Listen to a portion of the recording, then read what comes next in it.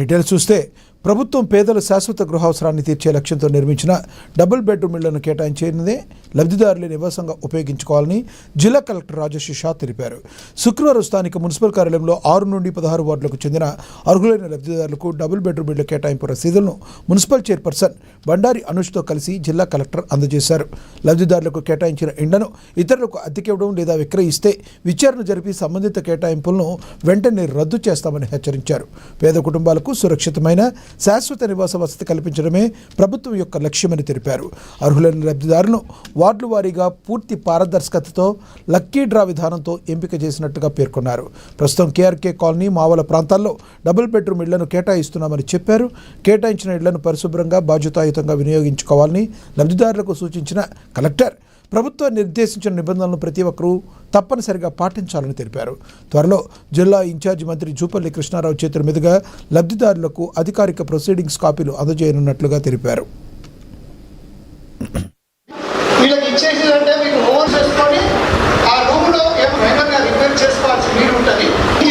లోపల కనెక్ట్ చేసుకుంటారు, pipe line అవన్నీ చేసే బాధ్యత మాది. వాటర్ సప్లై కూడా అక్కడ పెట్టడం జరుగుతుంది. ఆ నీటిని తీసుకుంటే ఇవన్నీ ఓటు కట్ అవుతాయి కాబట్టి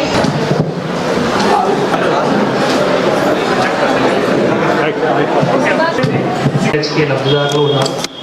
వారందరికీ మళ్ళీ ఒక్కసారి సమన్వయం పెట్టి వాళ్ళు ఏవైతే ఇల్లు నంబర్ కేటాయించడం జరిగింది అవి చెప్పి మళ్ళీ మీరు ఈరోజు నుంచి ఆ ఇల్లుకి వెళ్ళి మళ్ళీ మీరు ఏవైతే చిన్న చిన్న వర్క్స్ ఉన్నాయో అవి చేసుకొని మళ్ళీ మీకు శాశ్వతంగా ఒక ఇల్లు ఇవ్వడానికి కార్యక్రమం మనం ఈరోజు చేయడం జరుగుతుంది. నిన్నటి నుంచి స్టార్ట్ అయింది. ఈరోజు మళ్ళీ కొన్ని వార్డ్స్ సందర్భంగా కూడా మనం ఇవ్వడం జరుగుతుంది. నిన్న కూడా కొన్ని వార్డ్స్ని ఇవ్వడం జరిగింది. ఈ గౌరవ మంత్రులు వారు ఆదేశాల మేరకు మాకు హైదరాబాద్లో మీటింగ్ జరిగిన తర్వాత మళ్ళీ ఒక చాలా 2-3 నెలల నుంచి మళ్ళీ దీని సందర్భంగా మొత్తం వెరిఫికేషన్ చేసుకుంటూ మళ్ళీ ప్రతి ఒక్కరు అర్హులకి మాత్రమే ఈ 2 BHK ఇల్లు ఇవ్వాలి. దాని సందర్భంగా మళ్ళీ కృషి చేసి లిస్ట్ కూడా చాలా పారదర్శక మేనర్లో డ్రా అయింది. డ్రా తర్వాత లిస్ట్ పెట్టాము.